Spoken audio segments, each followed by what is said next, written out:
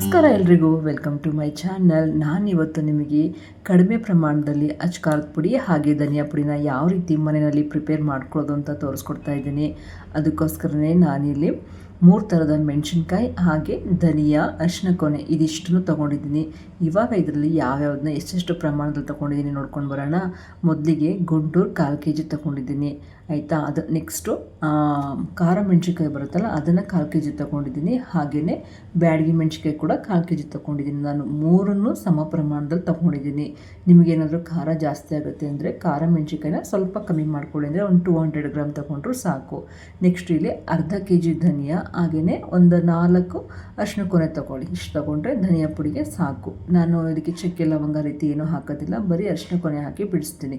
ಇಲ್ಲಿ ಮೆಣಸಿನ್ಕಾಯಿ ತೊಗೊಂಡಿದ್ನಲ್ಲ ಅದನ್ನೆಲ್ಲ ಕ್ಲೀನ್ ಮಾಡಿ ಇಟ್ಕೊಂಡಿದ್ದೀನಿ. ನೋಡಿ, ಇದಿಷ್ಟು ವೇಸ್ಟ್ ಬರುತ್ತೆ, ಮುರಿದಾಗ ಬೂಸ್ಟ್ ಥರ ಇರ್ತದೆ, ಅದನ್ನೆಲ್ಲ ಯೂಸ್ ಮಾಡಬೇಡಿ. ಅದನ್ನು ಯೂಸ್ ಮಾಡಿದ್ರೆ ಖಾರದ ಪುಡಿ ಜಾಸ್ತಿ ದಿನ ಬಾಳಿಕೆ ಬರೋದಿಲ್ಲ, ಆಯಿತಾ. ಎಲ್ಲ ಕ್ಲೀನ್ ಮಾಡಿದ್ಮೇಲೆ ಈ ರೀತಿ ಚೆಂದ ಬಿಸಿಲಿರೋವಾಗ ಒಂದು 2 ದಿನ ಒಣಗಿಸ್ಕೊಳ್ಳಿ ಸಾಕು. 1 ದಿನ ಅಥವಾ 2 ದಿನ ಚೆನ್ನಾಗಿ ಒಣಗಿಸ್ಕೊಂಡ್ಮೇಲೆ ಇವಾಗ ಇದನ್ನು ಹುರ್ಕೊಳ್ಳೋಣ, ಆಯಿತಾ.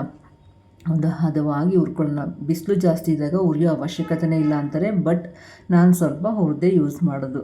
ಇವಾಗ ನಾನು ಧನಿಯಾ ಪುಡಿ ಬಿಡಿಸ್ಲಿಕ್ಕೆ ಅರಿಶಿನ ಕೊನೆ ತೊಗೊಂಡಿದ್ನಲ್ಲ ಅದನ್ನ ಸ್ವಲ್ಪ ಕುಟ್ಕೋತಾ ಇದ್ದೀನಿ. ಇದನ್ನು ಸ್ವಲ್ಪ ಕುಟ್ಟಿ ತೊಗೊಂಡೋಗ್ಬೇಕಿಲ್ಲ ಅಂದರೆ ಫ್ಲೋರ್ ಮಿಲ್ಲಲ್ಲಿ ಬಿಡೋದಿಲ್ಲ, ಆಯಿತಾ, ಬಿಡ್ಲಿಕ್ಕೆ ಆಗೋದಿಲ್ಲ. ಅದಕ್ಕೆ ಸ್ವಲ್ಪ ಕುಟ್ಟಿ ಪುಡಿ ಮಾಡ್ಕೊಳ್ಳಿ.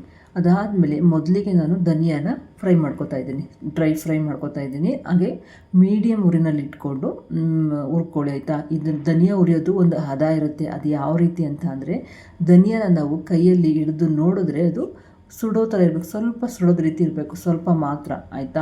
ಅಷ್ಟಿದ್ರೆ ಧನಿಯಾ ಒಂದು ಹದವಾಗಿ ಹುರಿದಿದ್ದೀವಿ ಅಂತ ಅರ್ಥ. ಈಗ ಧನಿಯಾ ಕಾಳೆಲ್ಲ ಹುರಿದಾಯಿತು. ಅದಾದಮೇಲೆ ನಾನೇನು ಅರಿಶಿನ ಕೊನೆ ಕೊಟ್ಟಿಟ್ಕೊಂಡಿದ್ನಲ್ಲ ಅದನ್ನು ಸ್ವಲ್ಪ ಬೆಚ್ಚಗೆ ಮಾಡ್ಕೊತಾ ಇದ್ದೀನಿ. ಒಂಚೂರು ಘಮ ಬರುತ್ತೆ, ಗೊತ್ತಾಗುತ್ತೆ, ಸ್ವಲ್ಪ ಘಮ ಬಂದರೆ ಸಾಕು.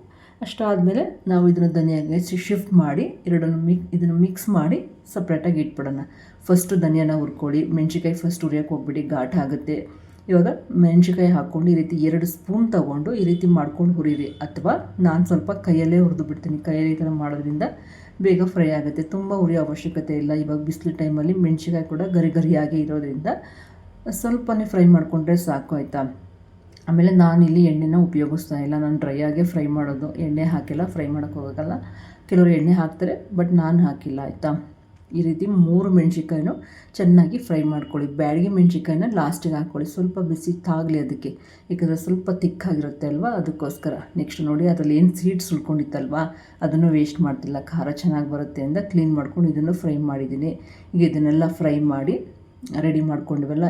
ಆದಮೇಲೆ ನಾವು ಬಿಸಿಲಿಗೆ ಹಾಕ್ಕೊಳ್ಳೋಣ. ಬೆಳಿಗ್ಗೆ ನಾವು ಒಂದು 10 ಗಂಟೆಲಿ ರೀತಿ ಹುರಿದು ಹಾಕಿದ್ರೆ ಒಂದು 2 ಗಂಟೆ 3 ಗಂಟೆವರೆಗೂ ಇನ್ನು ಸ್ವಲ್ಪ ಒಣಗಲಿ. ಯಾಕಂದರೆ ಪುಡಿ ನಮಗೆ ಬಾಳಿಕೆ ಬರಬೇಕು ಅಂದರೆ ಇದೇ ರೀತಿಯಲ್ಲೇ ಒಣಗಿಸ್ಬೇಕು, ಆಯಿತಾ. ನೋಡಿ, ಮೆಣಸಿನ್ಕಾಯಿ ಮುರಿದ್ರೆ ಟಕ್ ಅಂತ ಕಟ್ ಹಾಕಬೇಕು, ಆ ರೀತಿ ಚೆನ್ನಾಗಿ ಒಣಗಿರಬೇಕು. ಧನಿಯಾನೂ ಅಷ್ಟೇ, ಬೆರಳಲ್ಲಿ ಹಿಂಗೆ ಪ್ರೆಸ್ ಮಾಡಿ ನೋಡಿದ್ರೆ ಅಲ್ಲೇ ಪುಡಿ ಆಗೋ ರೀತಿ ಇರಬೇಕು. ಆ ರೀತಿ ಇದ್ದರೆ ಎಲ್ಲ ಚೆನ್ನಾಗಿ ಒಣಗಿದೆ ಅಂತ. ಇವಾಗ ಇದನ್ನು ಇನ್ನೊಂದು ಕೆಲಸ ಇದೆ, ಏನಂದರೆ ಫ್ಲೋರ್ ಮಿಲ್ಲಲ್ಲಿ ಕ್ರಷ್ ಮಾಡೋದು ಒಂದು ಇರುತ್ತೆ ಸಿಸ್ಟಮ್. ಇಲ್ಲಿ ನಮ್ಮನೆ ಹತ್ರ ಇರೋದ್ರಲ್ಲಿ ಕ್ರಷ್ ಮಾಡೋದಿಲ್ಲ, ಅದಕ್ಕೆ ನಾನೇ ಸ್ವಲ್ಪ ಕುಟಾಣಿಯಲ್ಲಿ ಪ್ರೆಸ್ ಮಾಡ್ಕೊತಾ ಇದ್ದೀನಿ. ಕುಟಾಣಿಲಿ ಮಾಡೋಕ್ಕಾಗಲ್ಲ ಅಂದರೆ ಒಂದು ಪಾತ್ರೆಗೆ ಮೆಣಸಿನ್ಕಾಯಿನ ಹಾಕ್ಕೊಂಡು ಅದಕ್ಕೇನು ಮಾಡಿ ಗೊತ್ತಾ, ಈ ಮುದ್ದೆ ದೊಣ್ಣೆ ಬರುತ್ತಲ್ಲ ಅದರಲ್ಲಿ ಕುಟ್ತಾ ಹೋದರೆ ಕ್ರಷ್ ಆಗುತ್ತೆ. ನಮ್ಮ ಅಮ್ಮವರೆಲ್ಲ ಇದೇ ರೀತಿ ಮಾಡೋದು. ಅಥವಾ ಒಂದು ಚೀಲಕ್ಕೆ ಹಾಕ್ಬಿಟ್ಟು ಕುಟ್ಟಿದ್ರೂ ಇದು 1-2 ಏಟು ಹೊಡೆದ್ರೂ ಕೂಡ ಮುದ್ದೆ ದೊಣ್ಣೆಯಲ್ಲಿ ಕ್ರಷ್ ಆಗುತ್ತೆ. ನಾನು ಇದೇ ರೀತಿಯೇ ಮಾಡ್ತಿದ್ದೀನಿ. ಕುಟಾಣಿಲಿ ಸ್ವಲ್ಪ ಪ್ರೆಸ್ ಮಾಡಿದ್ರೆ ಸಾಕು, ಚೆನ್ನಾಗಿ ಒಣಗಿರೋದ್ರಿಂದ ಬೇಗ ಎಲ್ಲ ಕ್ರಷ್ ಆಗುತ್ತೆ. ಈ ರೀತಿ ಎಲ್ಲ ನೀಟಾಗಿ ಕ್ರಷ್ ಮಾಡ್ಕೊಂಡ್ರೆ ಸುಮಾರಾಗಿ ಮಾಡಿ ಒಂದು 50% ಆದರೆ ಸಾಕು. ಮಿಲ್ಲಲ್ಲಿ ನಾವು ಬಿಡಿಸೋದ್ರಿಂದ ಏನು ತೊಂದರೆ ಇಲ್ಲ. ಈ ರೀತಿ ಎಲ್ಲ ರೆಡಿ ಮಾಡ್ಕೊಂಡು ಇದನ್ನು ಮತ್ತೆ ಅದೇ ಪಾತ್ರೆಗೆ, ಅಥವಾ ನಾನು ದೊಡ್ಡ ಬೋಸಿ ತೊಗೊಂಡು ಹೋಗ್ತಿದ್ದೀನಿ, ಯಾಕೆ ಗೊತ್ತಾ, ಅದರಲ್ಲೇ ಹಾರಿಸ್ಕೋಬೋದು, ಚೆನ್ನಾಗಿರುತ್ತೆ ಅಂದ್ಬಿಟ್ಟು. ಮತ್ತು ಅವರು ಪ್ಲಾಸ್ಟಿಕ್ ಚೀಲ ಅದ್ರ ಮೇಲೆಲ್ಲ ಹಾಕ್ತಾರೆ, ಬೇಡ ಅಂದ್ಬಿಟ್ಟು ನಾನು ದೊಡ್ಡ ಅಂದರೆ ಅಗಲವಾಗಿರೋಂಥ ಪಾತ್ರೆಗೆ ಹಾಕ್ಕೊಂಡು ತೊಗೊಂಡು ಹೋಗ್ತಾಯಿದ್ದೀನಿ. ಅದ್ರ ಜೊತೆಗೆ ಅಕ್ಕಿ ತೊಗೊಂಡು ಹೋಗ್ತಾಯಿದ್ದೀನಿ. ಏನಕ್ಕೆ ಗೊತ್ತಾ, ನಾವು ಏನು ಪುಡಿಗಳನ್ನ ಬಿಡಿಸ್ತೀವಿ ಅದು ಒಂದೊಂದು ಆದಮೇಲೂ ಕೂಡ ಸ್ವಲ್ಪ ಅಕ್ಕಿ ಹಾಕಿದ್ರೆ ಫ್ಲೋರ್ ಮಿಲ್ಲಲ್ಲಿ ಅಂಟ್ಕೊಂಡಿರುತ್ತಲ್ಲ ಅದೆಲ್ಲ ಪುಡಿನೂ ಬರುತ್ತೆ. ಯಾಕೆ ವೇಸ್ಟ್ ಮಾಡಬೇಕಲ್ವ, ಅದಕ್ಕೋಸ್ಕರ ಸ್ವಲ್ಪ ಅಕ್ಕಿ ತೊಗೊಂಡೋಗಿ, ನೆನಪಿಂದ ಅಕ್ಕಿ ತೊಗೊಂಡೋಗಿ, ಆಯಿತಾ. ತೋರಿಸ್ತೀನಿ ಲಾಸ್ಟಲ್ಲಿ ನಿಮಗೆ ಗೊತ್ತಾಗುತ್ತೆ ಎಷ್ಟು ಪುಡಿ ಬಂತು ಅಂದ್ಬಿಟ್ಟು. ಈಗ ಫ್ಲೋರ್ ಮಿಲ್ಗೆ ಬಂದು ಇದನ್ನೆಲ್ಲ ನೀಟಾಗಿ ಪೌಡರ್ ಮಾಡಿಸ್ಕೊಳ್ಳೋಣ, ಚೆನ್ನಾಗಿ ಬರುತ್ತೆ. ಎಷ್ಟು ಚೆನ್ನಾಗಿ ಮೆಣಸಿನ್ಕಾಯಿ ಧನಿಯಾ ಒಣಗಿರುತ್ತೆ, ಪುಡಿನೂ ಕೂಡ ಅಷ್ಟೇ ಚೆನ್ನಾಗಿ ಬರುತ್ತೆ, ಆಯಿತಾ. ನೋಡಿ, ಅಚ್ಕಾರದ ಪುಡಿ ಆಯಿತು, ಧನಿಯಾ ಪುಡಿ ಆಯಿತು, ಅಚ್ಕಾರದ ಪುಡಿದು ಅಕ್ಕಿ ಹಾಕಿ ಬಿಡಿಸಾಯಿತು. ನೆಕ್ಸ್ಟು ಧನಿಯಾ ಬಿಡಿಸಿದ್ನಲ್ಲ ಆವಾಗಲೂ ಅಕ್ಕಿ ಹಾಕಿ ಬಿಡಿಸ್ಕೊತಾ ಇದ್ದೀನಿ. ಇನ್ನು ನೆಕ್ಸ್ಟು ಮನೆಗೆ ತೊಗೊಂಡು ಬಂದಮೇಲೆ ಸ್ವಲ್ಪ ತಣ್ಣಗಾಗಲಿಕ್ಕೆ ಬಿಟ್ಬಿಡಿ. ತಣ್ಣಗಾದ್ಮೇಲೆ ಜರಡಿ ಇಟ್ಕೊಂಡು ಇದನ್ನು ಒಂದು ಸ್ಟೀಲ್ ಬಾಕ್ಸ್ ಅಥವಾ ಗಾಜಿನ ಬಾಟ್ಲಿಗೆ ತುಂಬಿಸಿಡಿ.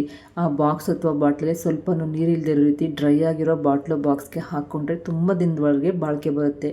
ಅಚ್ಕಾರದ ಪುಡಿ ನಾನು ಏನು ಹೇಳಿದ್ದೀನಿ ಆ ಹದದಲ್ಲಿ ಹಾಕ್ಕೊಂಡು ಬಿಡಿಸ್ಕೊಳ್ಳಿ. ತುಂಬ ಚೆನ್ನಾಗಿದೆ, ಕಲರ್ ಕೂಡ ಅಷ್ಟೇ ಚೆನ್ನಾಗಿದೆ. ಧನಿಯಾ ಪುಡಿನೂ ಅಷ್ಟೇ ಒಳ್ಳೆ ಘಮ, ಹಾಗೆಯೇ ಟೇಸ್ಟ್ ಕೂಡ ತುಂಬ ಚೆನ್ನಾಗಿತ್ತು.